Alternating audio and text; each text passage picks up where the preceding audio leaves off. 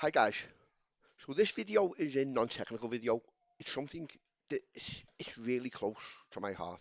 Something that's been concerning me for a number of years. That subject is gun control. It's a topic that sparks heated debate across the globe. Today I want to talk about the contrast between the United States and the United Kingdom and examine the implications of these differences. It's just when you hear these numbers, it's crazy.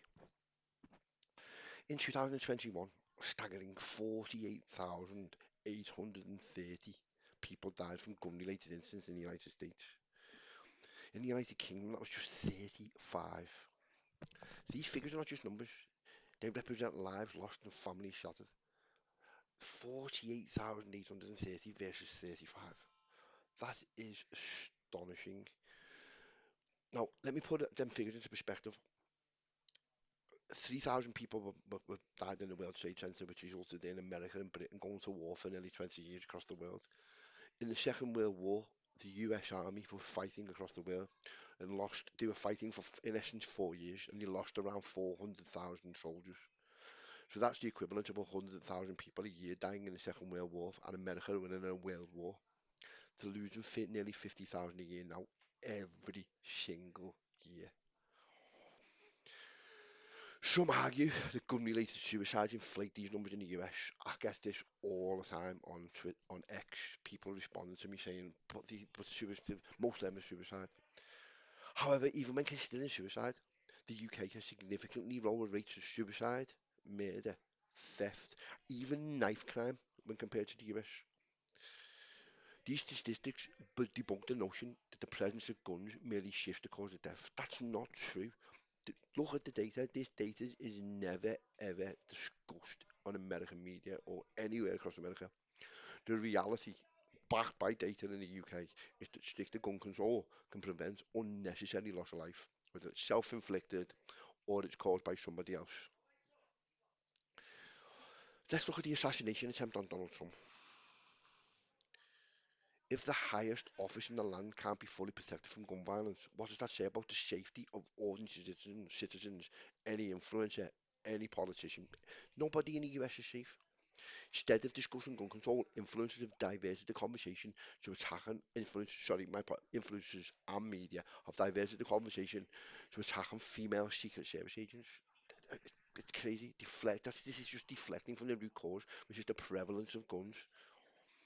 Platforms like X, formerly known as Twitter, obviously, allow influencers, media personalities, and citizens with extreme views to spread lies and misinformation, creating division and hate under free speech laws.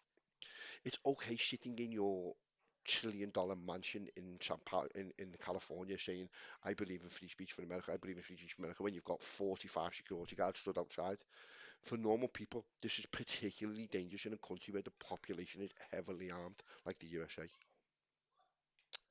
Meanwhile, many US politicians are influenced by gun lobby groups. This, as a UK citizen, I do not understand how the American people put up with this. I remember when there was a child shooting a few years back, and I can't remember the name of it, but he was a Republican, a really well-known Republican politician who was doing a news interview that evening. It started me interest in this whole subject. I think it was about 3.5 years ago. So what happened was, he come onto the news and he come on to give a speech. So his first words were commiserations to families. We're really sorry about the families of the kids. I think it was like 40 odd kids got shot in somewhere in Texas. His first influence was holding up the Constitution, we've got, the Constitution says we've got a right to bear arms. You're not taking our guns, blah blah. This is one of the the most senior members of the Republican Party. Um, you know, US politicians are being influenced by gun lobby groups who fund their campaigns to ensure that no meaningful gun control legislation is passed. Profit, I say that again, profit and not the well-being of the people seems to be their primary concerns. How can a politician be putting profit before the well-being of the people? That doesn't make sense to me. That's not his job. Right? So what I want to do, I want to contrast the whole thing with what the UK has just done with the new smoking ban. What the new UK smoking ban does is it incrementally raises the legal age to buy cigarettes. This innovative approach will eventually phase out smoking for future generations. So basically, let's just say, for example, we ban cigarettes for under 18s today. In 10 years, you'd have to be 30 to buy a cigarette. In 20 years, you'd have to be 40. So you can see how it slowly weans people off their addiction to cigarettes. A similar strategy could be applied to guns in the US. This is what frustrates me about the US. Okay, great leaders lead for the people, not for personal gain or profit. The US needs a leader who will stand up and address the catastrophic loss of life caused by guns. I don't want to get involved in politics in the US. It's not my country. I'm a UK citizen, but it's time to prioritise human lives over profits and take definitive action. So for me, basically, what happens as well, one other upshot of banning guns is I come from a place called Liverpool in England, which is considered maybe one of the most deprived areas in the country.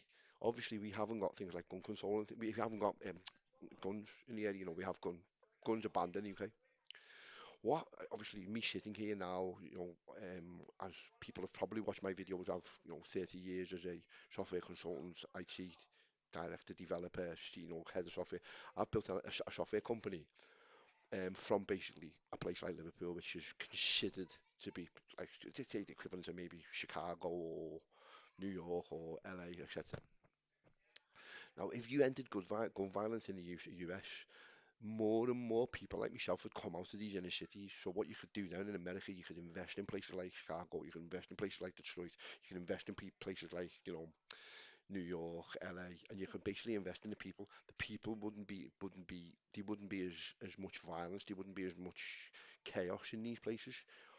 I mean, I don't even know how many people it potentially is that have had the life snuffed out. It could have been a new leader of a software company, could have been a new president, could have been a new, doctor who got a Nobel Peace Prize.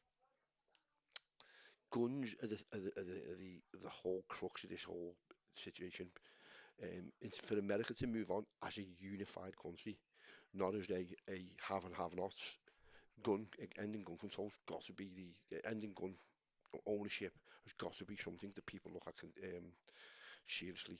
I mean, it's, it's the fact that nobody is used. I have never seen anybody that use the UK statistics against the US ones, which for me is astonishing. It's just have a debate, tell the people, talk to the people. No, the gun lobby are just suffocating the whole agenda, and this is the problem really. A leader's got to stand up. I know it's difficult for them. Let me just caveat that. I know that if a leader stands up now, they wouldn't get elected. It really has to come from potentially somebody who's just been elected and really wants to make a change, or it's got to come from somebody, maybe the influencers who are now outside of the mainstream media.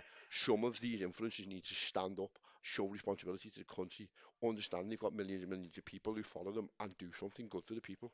Instead of creating division, instead of creating hatred for financial gain, how about doing something to the people, giving something back, and let's try and end gun violence? Thank you.